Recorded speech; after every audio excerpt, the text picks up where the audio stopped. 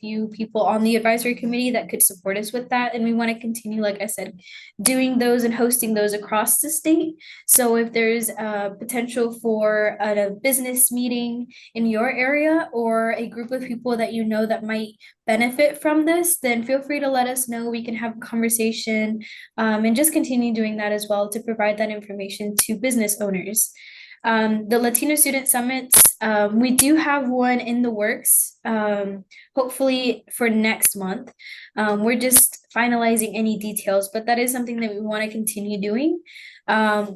So feel free to reach out if you have any questions about that as well. And right now, we're heavily focusing on the Hispanic Latino statistical profile, which actually goes into what Dr. Fenton is here to talk about. I'm sure you've seen on our social medias the Hispanic Latino survey. That survey is going to play hand in hand with creating that statistical profile for our division. So we will also give Dr. Fenton a chance and the opportunity to speak a little bit more on that. But like I said, if you guys have any questions about what the plan is for this year, what we're continuing to work on, feel free to reach out to me at any point, me or Yvonne. We'd be happy to sit down and have a conversation with you guys. Everything is going as planned for right now. So, but like I said, if there's something that you think that we should be joining, whether that's meetings or in-person events that you have coming up, we definitely want to make sure that we're keeping up with you all as well across the state, making sure that we have a good idea of what's going on. So feel free to reach out at any point. I think I'm going to hand it off to Dr. Fenton so that he can explain a little bit, just so that we're kind of staying in the same ballpark as far as what we're discussing. So, Dr. Fenton. Good morning, everyone.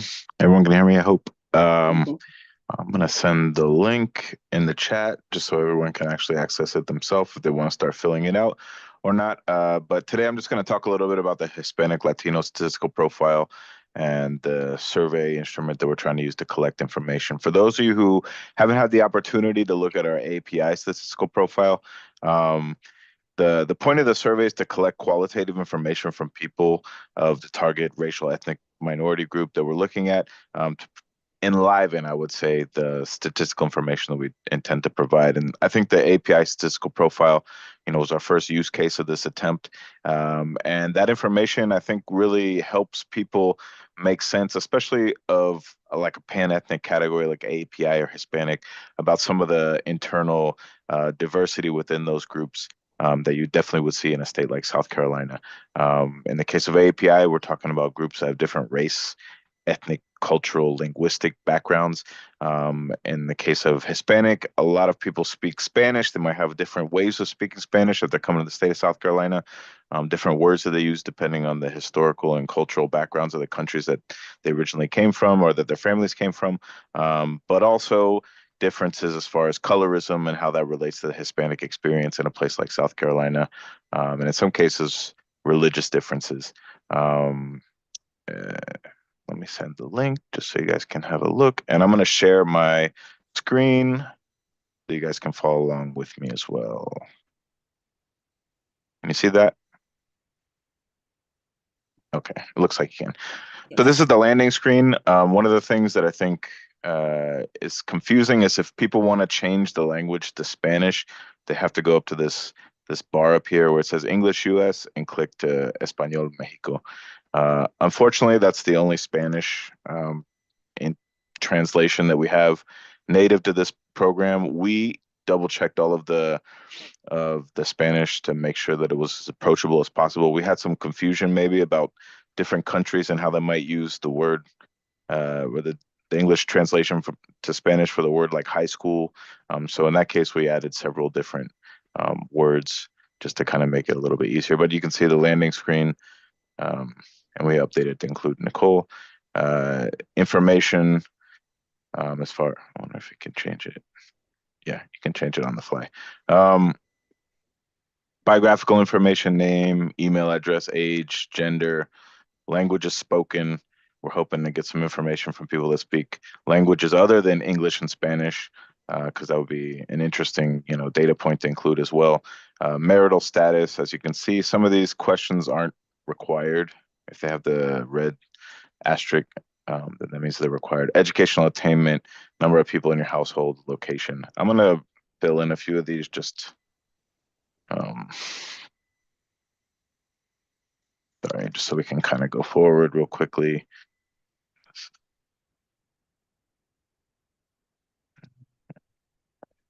It doesn't matter because I'm not gonna submit it. Uh,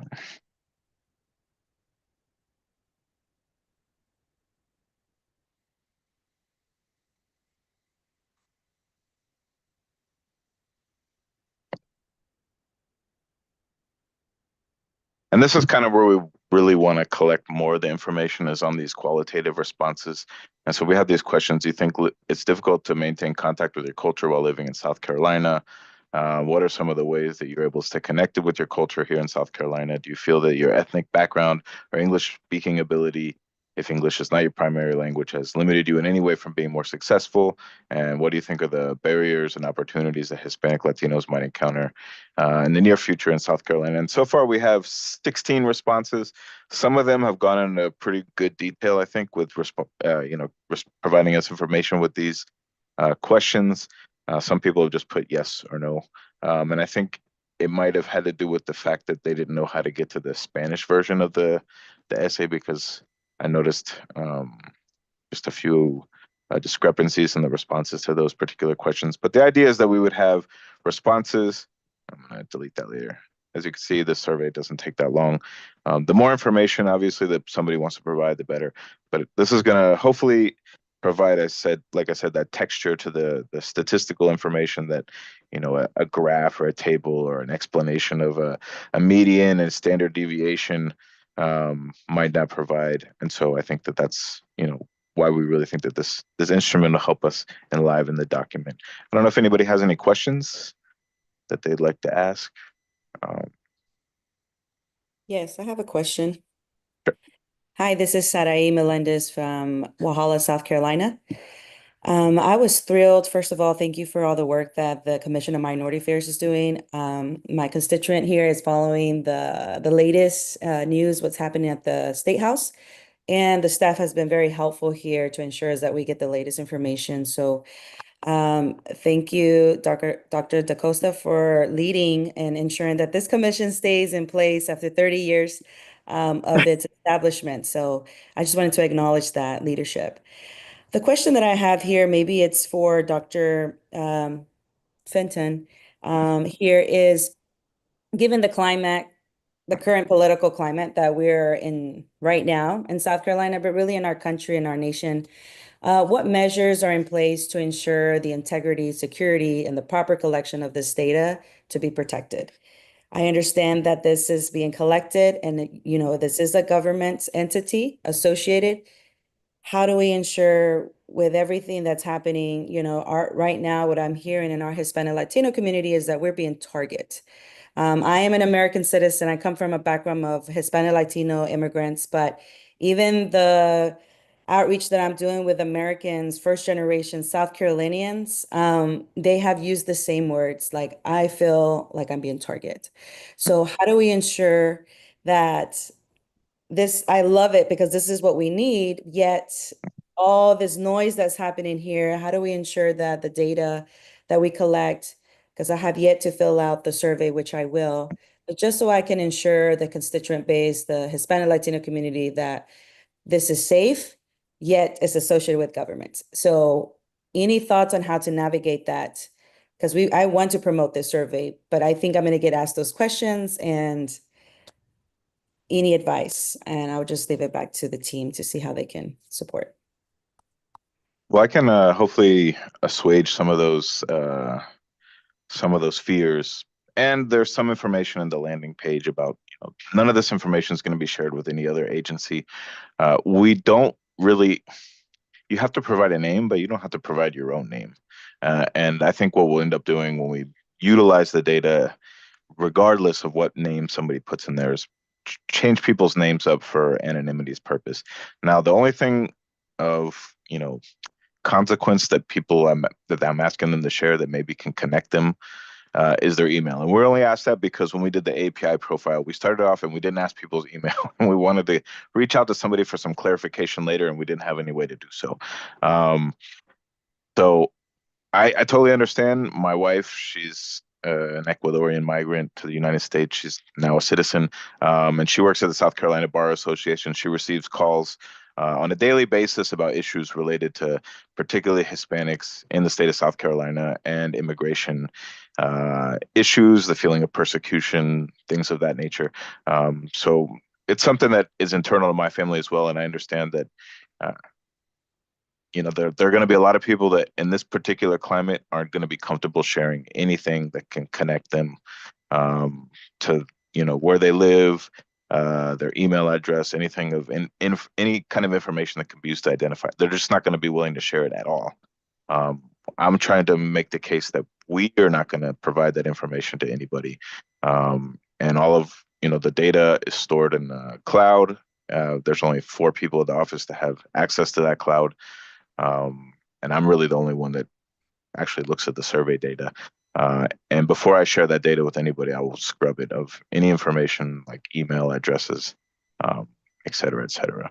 So we're going to try to protect the people that collaborate with us from any sort of negative outcome to them. That's just part of my ethical background as a researcher. Is when somebody does provide information to me, I want to make them as aware as possible that I'm not going to do anything intentionally to put them in a position where they potentially face some sort of negative outcome because of their collaboration with me. So, and I think that that's the position of the agency at this point is, people are working with us. We're not going to ask them questions maybe, but we're also not going to provide any information that can be used in there, against them when it comes time to utilize that data. Did that answer your question? Yes, thank you. I think Yeah, you and two, reinforced. if I can piggyback on Dr. Fenton, the information we collect will be analyzed. The only things that will be included in the profile will be economic, social impact, very generic information of the population in South Carolina. It's not going to be like personal information that we gather and put out there. We protect the privacy of folks, just like we did in the I don't think we did there was no personal information in the AAPI statistical profile, just what their impact is in the state, education, income, things of that nature. So we will do everything that we can to protect the privacy of people as we collect our data and analyze it. And I should say that I'm currently working on a research brief, and both the Hispanic Latino statistical profile and the research brief that I started in late December. We started working on them before the political change, so we're having to, the change in the current regime. We're having to maybe modify a few things, frame things a little bit different. Think twice maybe about making maps that show certain, distributions across the state. But I think the main point is that we want to show that everyone that's in the state that's politically and economically active is contributing in some fashion to the development here. And that's the main point of the essay that I'm working on is as it relates to migrants in the state of South Carolina. We don't have data on how many people are here undocumented. I mean, there's estimations based on the underlying data that I'm using. But what we want to make the case is that people that are here in the state of South Carolina, whether they're native born citizens, second, first generation, whatever it is, whether it's people that came from U.S. territories, people that were born outside of the United States or have some sort of connection to close proximity to people that came from other countries are contributing, I think quite substantially to the development of the state's economy, culture, and hopefully political landscape in the future. And we're just trying to show with, socioeconomic data what that impact is, so that when when Yes. and if people make decisions politically, they at least know what it's going to cost. And each political decision has a cost. And we're not there to make decision on whether that's a good cost or a bad cost or it's worth, whatever outcome. Which we just want to have the data that shows this is what the presence of these people in the state is economically, culturally, et cetera, et cetera. So that's right. Exactly. Any other questions or concerns from the committee?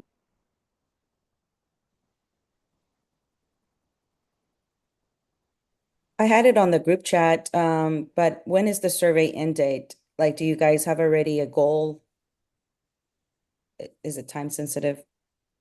it's a little bit time sensitive because we're trying to publish the document by the end of the fiscal year.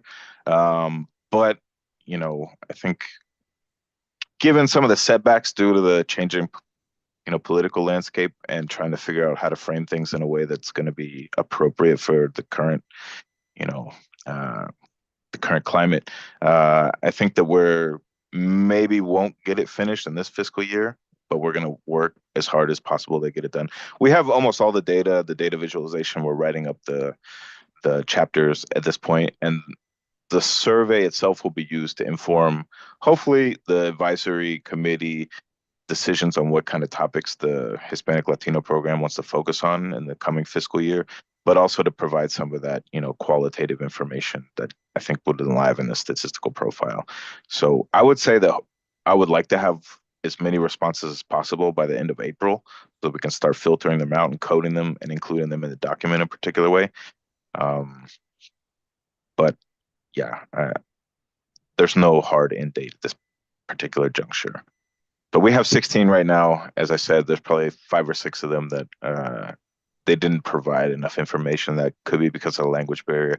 And the one thing that I did want to show today is if you are going to pass the survey on to somebody that you know, and especially if they have difficulty speaking English, and Spanish is the primary language, that's exactly by clicking in that little English United States drop-down menu that you can get to the Spanish version, and hopefully we'll be able to provide some more information. We have enough people on staff, I think, that can manage Spanish. We have an intern, Ivan, Nicole, myself, and if that fails, then we also have, AI chatbot that can help us out as well. So, but hopefully that answered everyone's questions. If we have any more, I'll be happy to entertain them. Please let me know. Write me at rfenton@cma.sc.gov. And yeah, thank you for this time this morning, Nicole. I hope I didn't take more than anticipated. All right, Nicole, do you have anything else? Not particularly on the agenda for today, but I did want to give a little bit of space to allow for any additional questions. Given the political climate, we know that there's a lot of fear in the community, and we know that there's a lot of people that are looking for information. So we do want to just allow a space for anyone that has any questions, concerns. Ivan and I have been very diligent in trying to answer any emails that come in. So like I said, if there is something that you guys would like to address at this time, or if there is anything that you feel we should know as an agency as of right now, I do want to open up the space for that. Yvonne as well, if you want to say something, I know that we've been having similar conversations, and a lot of the conversations are similar to what we've already heard from the community itself, but as the advisory committee, we know that you are the experts in your areas. So like I said, the floor is open if there are any additional questions, concerns, or comments. And I just wanted to highlight something because I remember from when I started working on this agency, Dr. Da Costa told us that she didn't want this to be a research organization. And even on this current climate that we have, we understand that all this data and the statistical profile that we are producing, all this information is very, very valuable for all the agencies and the legislatures and everybody that needs to know more about our agencies. So this is one of the important points that we have when somebody comes and say, what do you do? Well, we do research, and it's very important. And in order for us to have this information, that's when we have somebody that understands that community like Nicole, and also an advisory committee that are our ears and our contacts in the community. That's why we think that this is very important, that If we have 16, that we can get to 200. So our research department can have good data to produce good information, that then that's what we can tell the community at large. This is one of the main things that we do, which is provide with information that is going to be helpful, not only for now, but for the future, and not only for one agency, but for all of them, and for businesses, and for legislators, and for the community at large when they want to make a point about what they need or what we need as a community. So I just wanted to highlight that. And also, like Nicole just mentioned, that this is the moment, if you guys are seeing something in your communities that we need to be aware of, where do we need to do more activities. We continue making a lot of contacts. We get a lot of emails and phone calls saying, hey, Ivan, this is happening here. And on the direction of Dr. Da Costa, we continue to do that part, which is being the connectors to be like, hey, are you looking for somebody to do a presentation? Here is somebody doing a presentation. Are you looking for somebody to do a Know Your Rights presentation? Here is South Carolina Legal Services. That's what they do. Let's connect you with them. So we continue to doing that. We've been doing it. We'll continue to do that. But this is the moment, as you guys, as the advisory committee, would tell us what else needs to be done, or if there is something that we're not paying enough attention to. Anna, in housing, what kind of information are you all hearing out there? We've been hearing some talk in Washington about housing, funding for housing and things of that nature. Are you all feeling the effects of that in SC housing? Where I work in Myrtle Beach, where I live in Myrtle Beach, we have a resettlement center, which means that the refugees that came to the United States under Biden's program, that means that they are supposed to be here. They've been given work visas, social security cards, residency cards. But due to the current climate, those that were not able to get employment as of yet, all of them have had Medicaid cut off, food stamps cut off, financial assistance cut off, where in the agreement they were to have all of those things for a minimum of 9 months. So the agency that was paying housing for them, one of the clients called me and said, I was just told by this agency that they can no longer help us with our rent. And this was like 4 days before rent was due. So those things are happening here. So aside from the established Hispanic Latino community, we have a lot of French-speaking Africans that are here. They're from Senegal, Ivory Coast, Cameroon, all of that. We also have a large Muslim Arabic community that has come through the Biden program. So all of these people are facing additional challenges. Some have been told that they no longer have employment.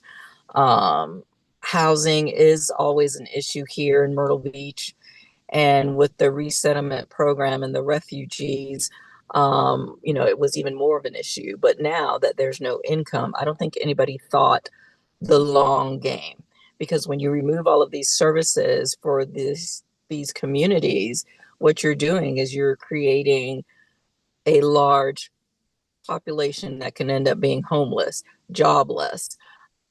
I found out that one of the food banks that we have here requires that you show a social security card to get food. And I didn't believe it.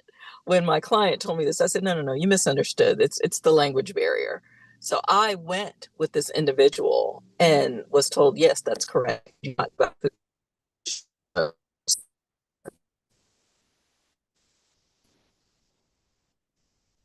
You're frozen. Those are some of the things oh, I'm frozen.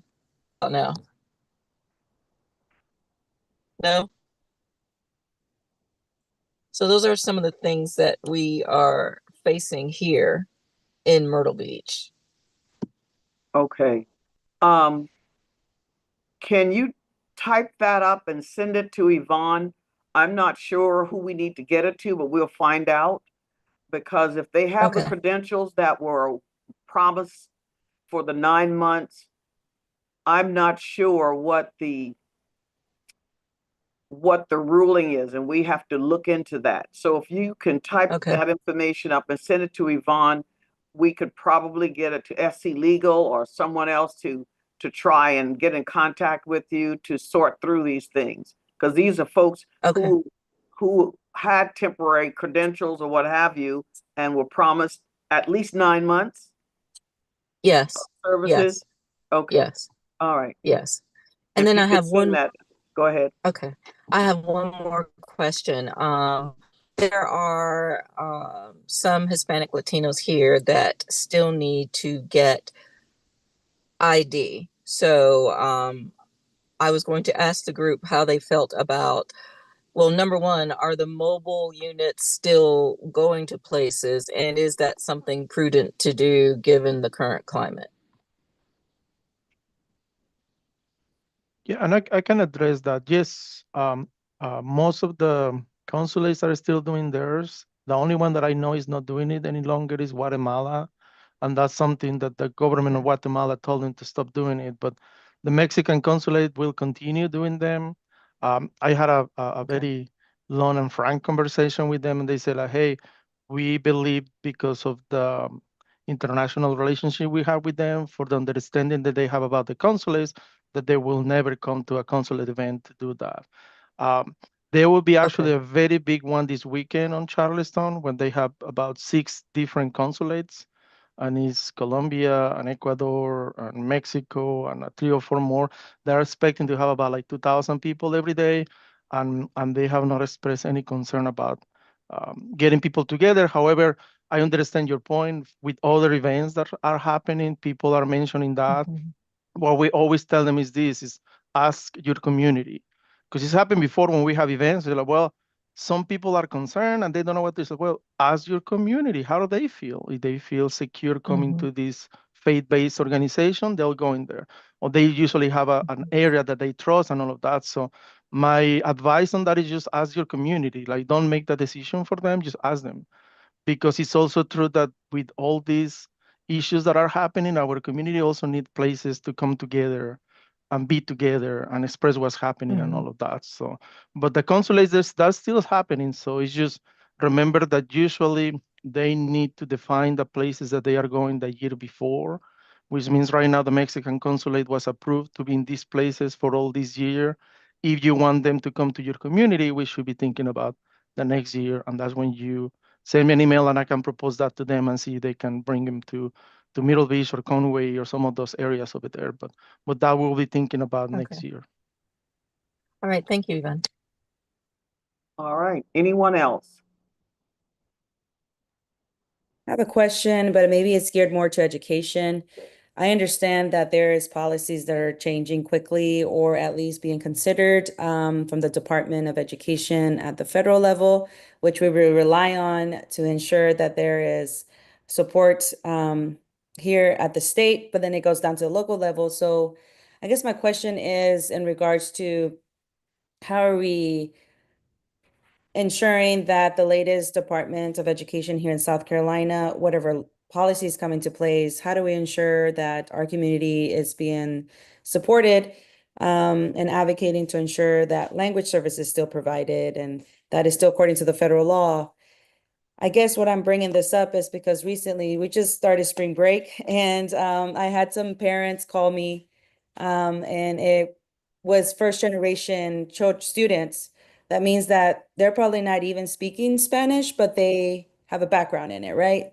So they are now being told in some schools, this is just word of mouth, that when they're talking among each other, not to the teachers, not being taught in Spanish, but even when they talk a little bit of Spanish, they're being told by staff and teachers that they need to stop speaking Spanish, English only, and the only English here, not Spanish. And I think it's coming from what I understand of having English as the official language, and I know that's being challenged. So my question is, with that being now, I'm hearing this, I'm just wondering what advice or what do you have in the latest when it comes to the Department of Education?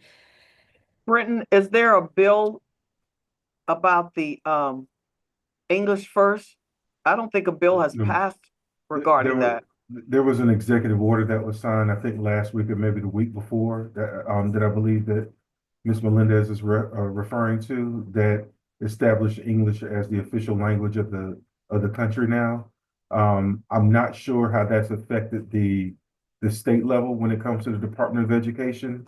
What I would suggest is, and I am trying to look for this individual's information right now. So if you give me a moment, I can, I'm looking on some accountability reports to find who the proper contact would be, but I'm assuming it's going to be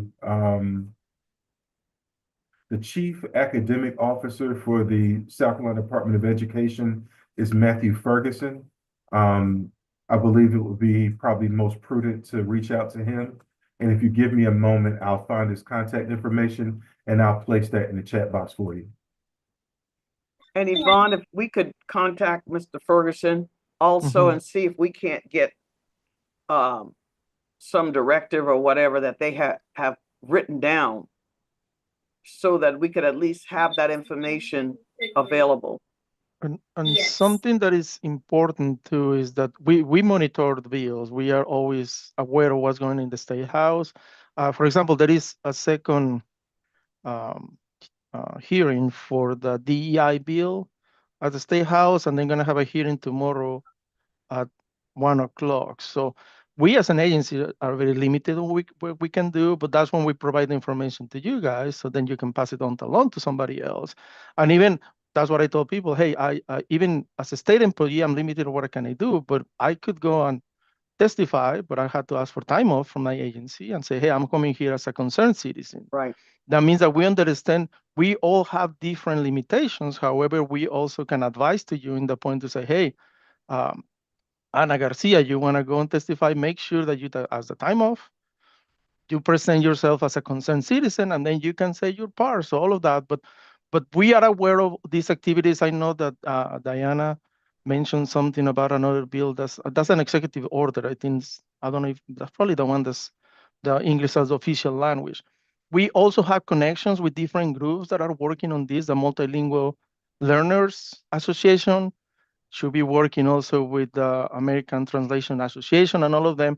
But that's kind of our point in this moment. Is like, hey, if we see different groups that should be working together, we might just tell them, hey, you guys should be working on this. You should be doing it because, again, as a state agency, we're limited on what we can do, but we are not limited on sharing information and just providing you with an update on what's going on. So for that, yeah, I know Brenton is very aware of what's going on. Me and Nicole, especially when it affects Hispanic Latinos, we know what's going on. So if you hear something, just send us an email and be, hey, Van, I heard that there is something going on. There is a meeting tomorrow, a hearing for this DEI bill.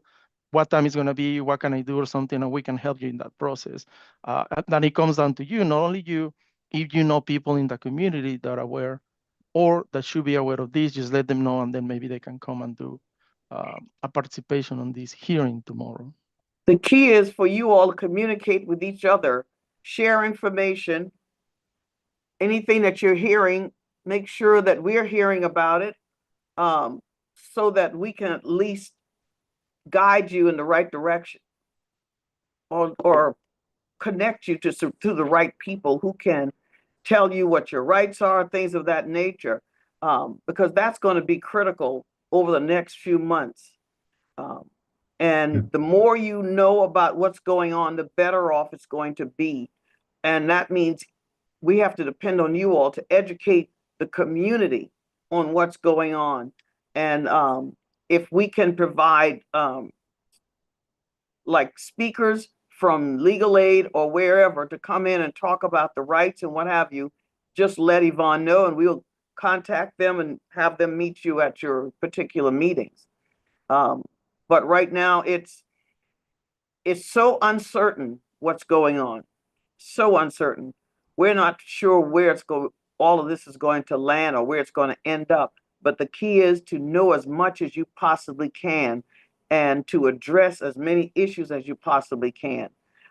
And make sure that make sure you keep up with your children and they're not being bullied at school or harassed at school over whatever's going on in the media.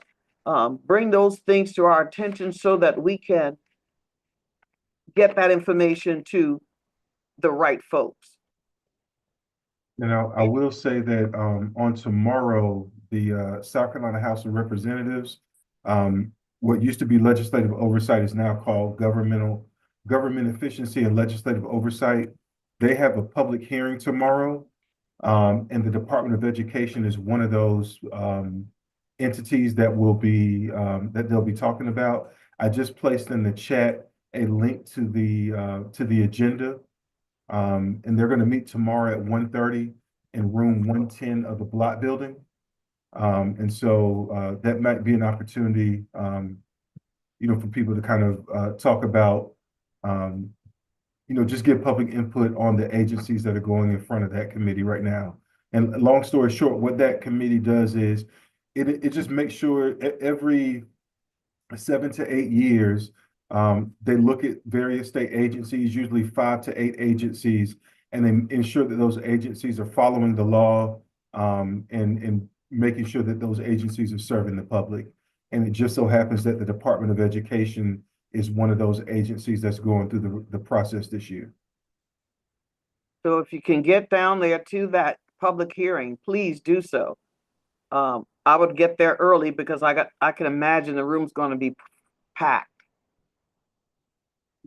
Will there be an online streaming that we can sign up to watch it? And if so, I just clicked on the link.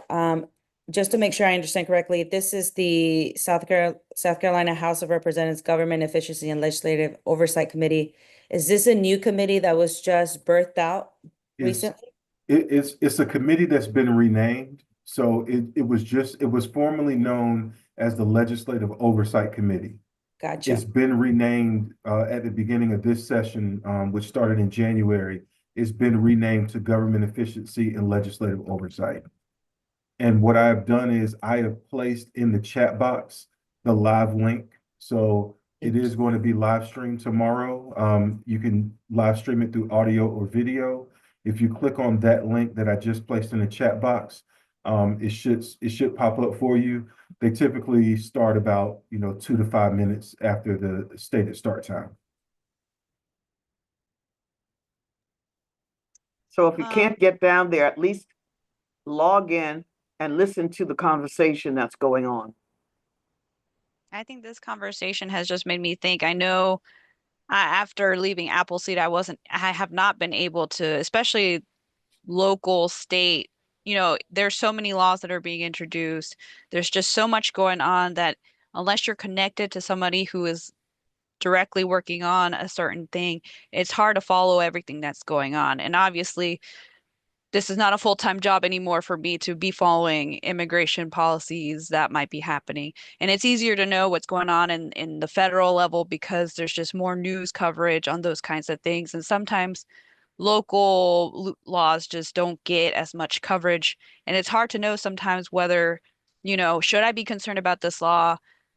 No, because it's never going to hit the floor anyway. So it might be good. I mean, this is probably not the space for like something in the newsletter, but I think this brings to my mind that there might be a need for a platform for committee members to share more information than just these meetings. I know we can all do an email blast, but sometimes that doesn't really lead to conversation about certain things that might be happening in different areas, right? Like what's happening in Myrtle Beach isn't happening just in Myrtle Beach. Refugees are being impacted across the state in different areas.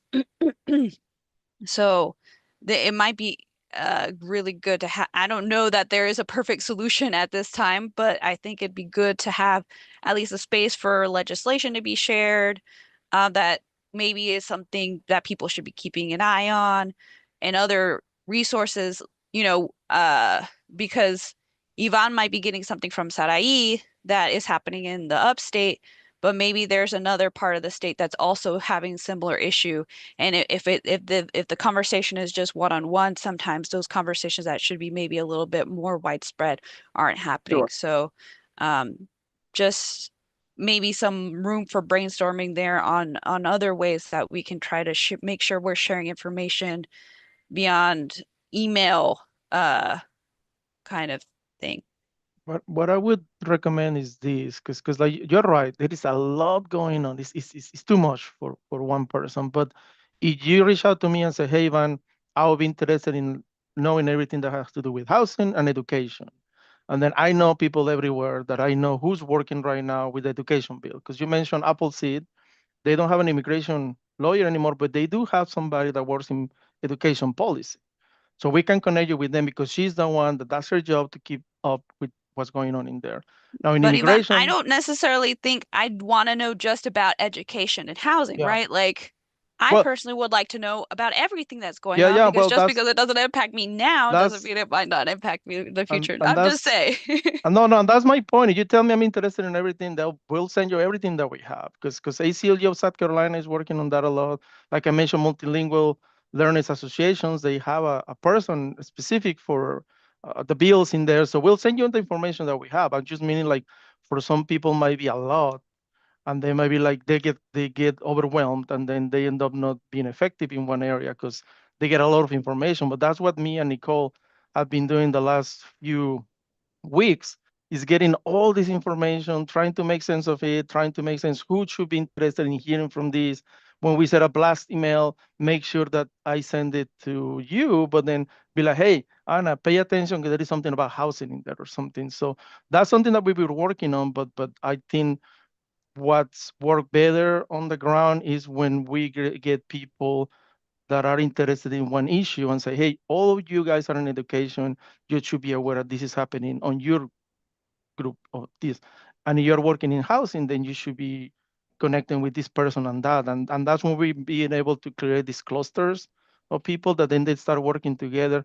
But we can send you all the information of everything that's going on because we're very attuned right now of the different areas that our communities might be affected. And there are transcripts to every hearing that you could either pull off of the SC House of Representatives webpage, or we can download it, send it out. That's public information. So you can see what the conversations are like in these hearings, what people are saying. So that would be another thing that we could probably help do, is to forward those transcripts. I do just want to mention something else. I know that there's a lot of people that are interested in learning a little bit more about that. There's things that we can do as committees, and there's things that we can do as individuals. As individuals, we are all here. We're all interested in learning about what's going on at the State House. You can always download the app, SC Legislature, and you can set specific words to send you a notification to your phone as these things are happening. So if you want to stay up to date on a variety of topics, you can select individual topics to send you an alert if there's something going through the State House, whether that's through committees, bills, or anything else. That's something that we can do on a personal basis. And I have seen it done, and it works fantastic. Just be aware that your phone will be spammed with all of these notifications, but at least you're staying alert. So these are things that we can do as individuals to stay alert. And then if there is something that maybe we believe should be shared to the entire committee, or if we think that there is something that's going to be specifically targeted to our communities or our jobs or whatnot, then we can share that. But I do just want to make sure that you guys are aware that that is something that we can do. That is something you can do on your personal or professional side, and to stay alert on all of that. So I did just want to put that out there. So like I said, I have it on my phone. I get notifications every day on certain bills that are going through that also can be altered to also specify specific words as in hearings and things like that. So just be aware that that is something that can be done as well. So if you do want to stay up to date, you want to stay as alert as possible, that is an option that can be done. But like I said, you guys can always contact us. If we have the information, we'd be happy to send it. And if we don't have the information, then the least that we can do is connect you with someone that's going to have all of that information ready, and be sure that you guys get it as soon as possible. So I am also going to put my information in the chat for you all. If there's anything that we haven't discussed and you'd like to discuss on a personal level, or if you want to discuss it one-on-one, things like that, feel free to reach out at any point. We're here to support you all. We're here listening to you all because you are the experts. So we definitely want to stay in touch, and now is the time to stay in touch. So please feel free to do that. Reach out at any point, and if there's anything that we can do to support, then we're here to help. And two, find out who your representative is. You can go to the the state representative's webpage, put in your zip code and address, and it'll tell you who your state representative is, who your state senator is. Reach out to your elected officials and express your concerns about what's going on. Send them a letter, send them an email, but don't sit quietly waiting. You have to make your concerns known to those who can make the difference in legislation.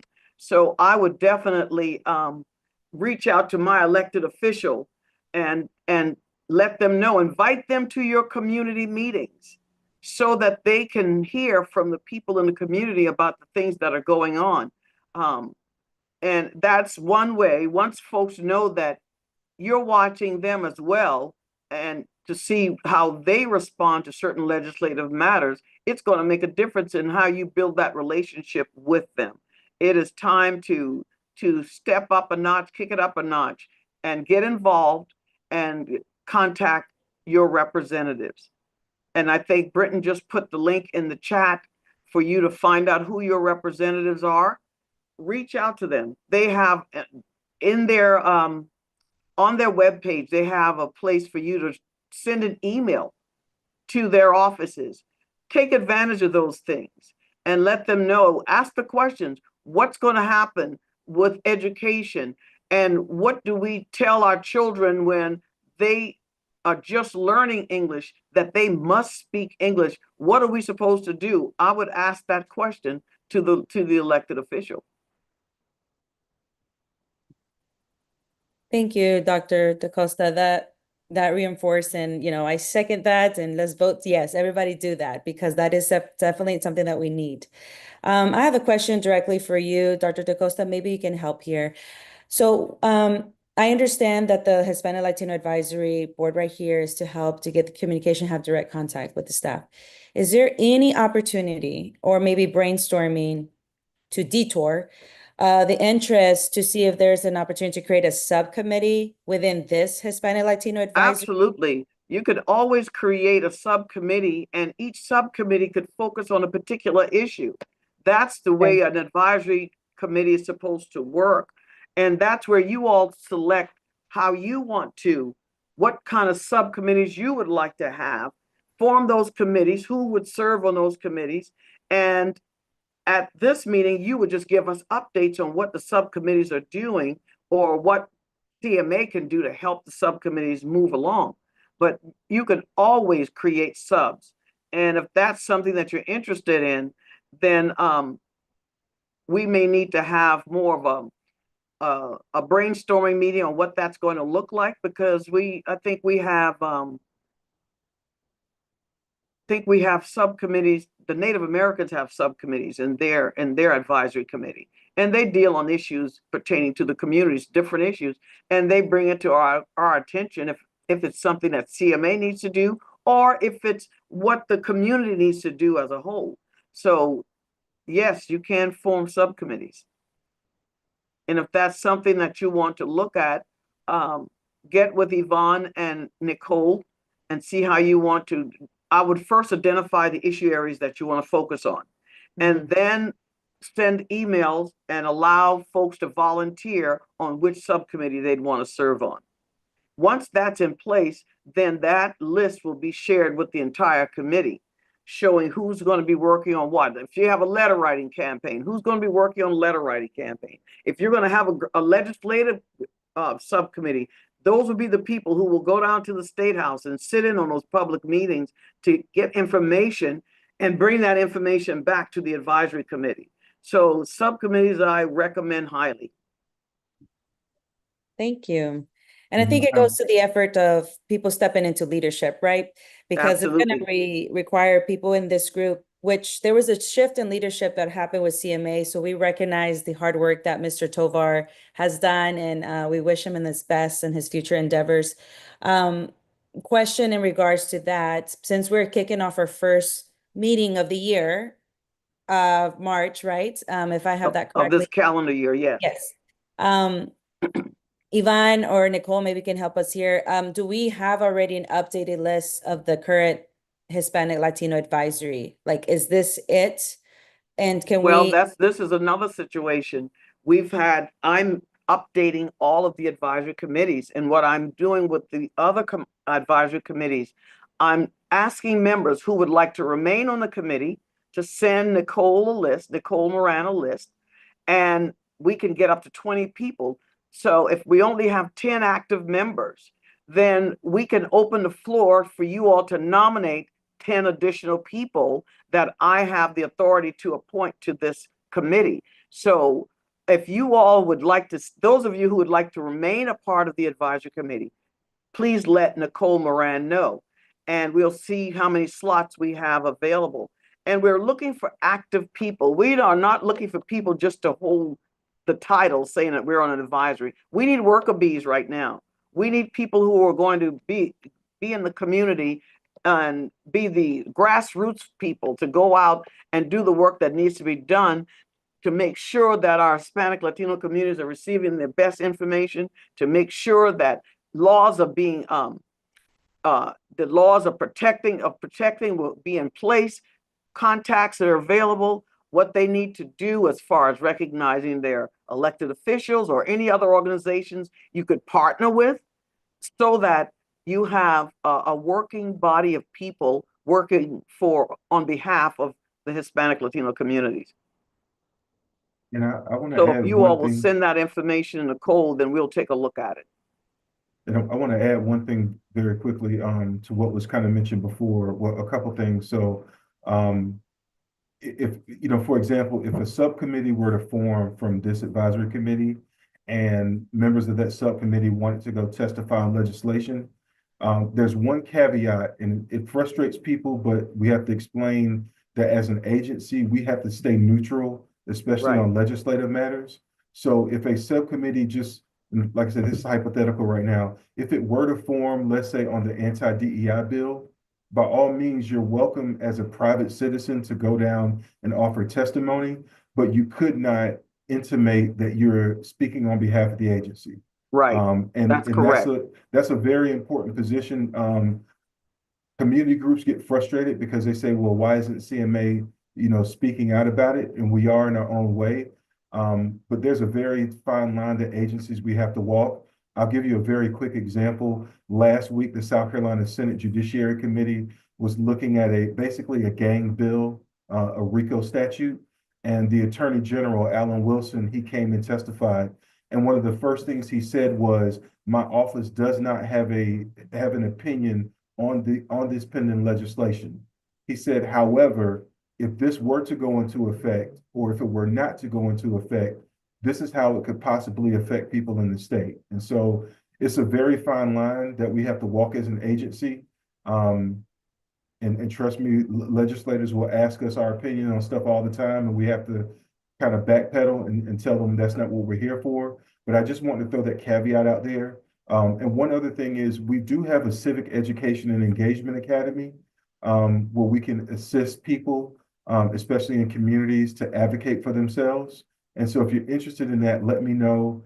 I can get together with Nicole and we can schedule a session to kind of educate people about that and do everything from, understanding the legislative process, understanding the budget process, all that stuff. That's stuff that we already have ready made. So just reach out to myself or Nicole and we can get that scheduled.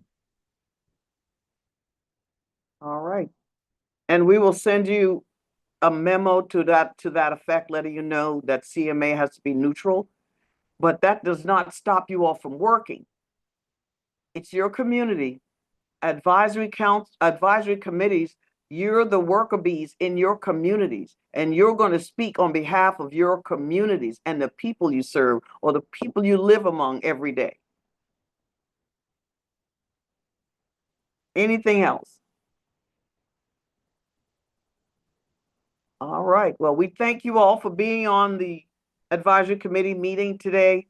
We know that it's scary times out there, but we're going to keep pressing forward, and we're here as a reference or resource to help guide you in whatever direction you want to go. But work together as a group, as a committee, as a community to make your voices heard. Thank you so much, and we will be in touch. Thank you.